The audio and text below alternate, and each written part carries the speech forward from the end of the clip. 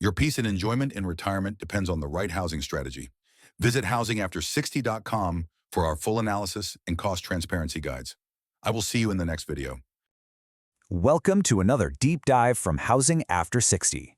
Today, we're looking at a pretty bold financial strategy for your retirement, and it's all based on our latest research over at housingafter60.com. We're going to be asking a really crucial question. In 2026, is your home truly an asset, or has it become an anchor? Yeah, let's just jump right in with this quote from our research because it's a powerful one. I have spent 23 years watching people treat their homes like a family member. They get emotionally attached to a pile of sticks and bricks that is actively robbing them. Wow. I mean, that's a bold statement, isn't it?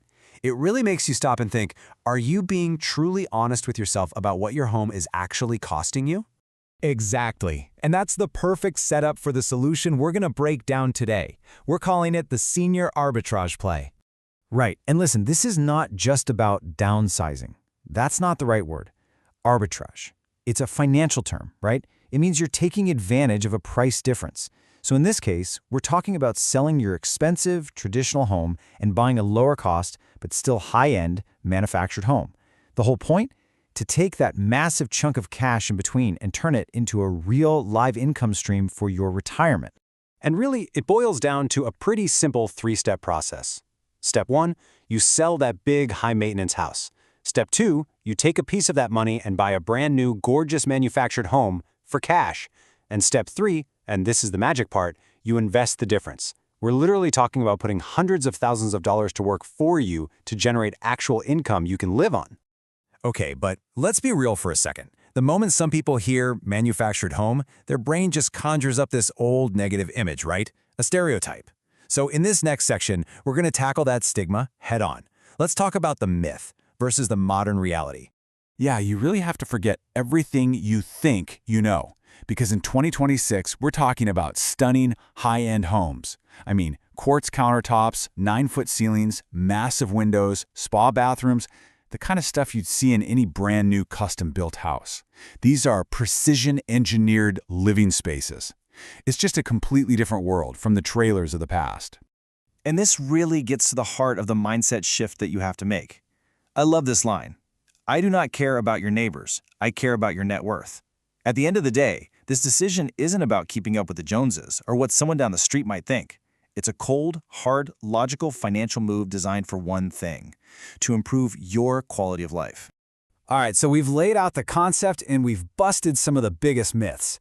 Now, let's get into the part I really love, the hard data. Section 3 is all about the engineering and the numbers. This is where the logic becomes undeniable. And check this out. Here is the one number that makes this entire strategy possible: 40%.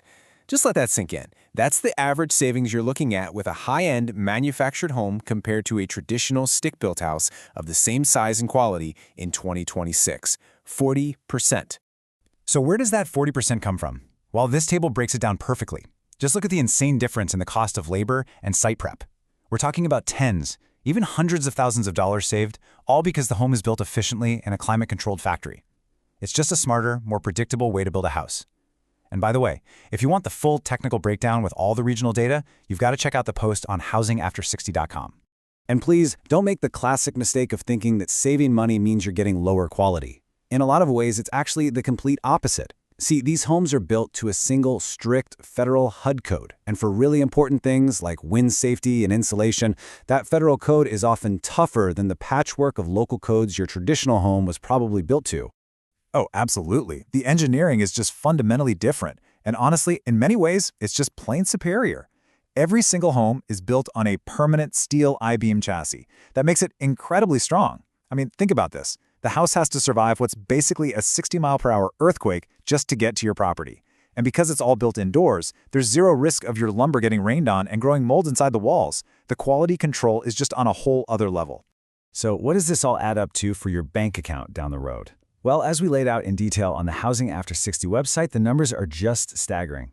Let's say you pull out $300,000 or $400,000 in equity from the sale. You invest that money. After just 10 years, the person who makes this play could have a totally paid off house and over $650,000 in liquid investable assets.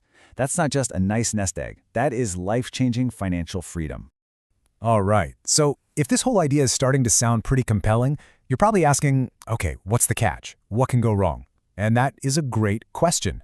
That brings us to our final section, your smart buyer's checklist. You know, the build quality coming out of the factory is amazing, but the on-site setup, that's where things can go sideways if you're not careful. You have to be your own advocate, your own inspector. These 4 points here are absolutely critical things you have to check yourself. Take that 6mm vapor retarder. Sounds technical, right? It's basically just a thick sheet of plastic, but if it's not there, ground moisture can slowly destroy your home. These little details are everything.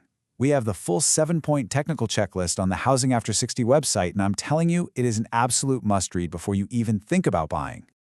And this quote, right here, really brings it all home. You do not live in your appreciation. You live in your cash flow. In 2026, cash flow is king. Think about that. A big number on a Zillow estimate doesn't pay your bills. It doesn't buy you dinner or a plane ticket to see your grandkids. Cash flow, that's real, spendable money in your pocket every single month. It's what lets you actually live your retirement on your own terms. So, that brings us right back to where we started. It's time to take a hard, honest look at your own situation. In 2026, is your home really an asset that's working for you, or has it quietly become an anchor, holding you back from the retirement you've worked so hard for? Thanks for watching. For more guides and the full article on this topic, head over to housingafter60.com. Don't forget to check the links in the description below. Welcome to Housing After 60. I am Charles O'Dell. On this site, we analyze the math and the reality of senior housing to find your best options.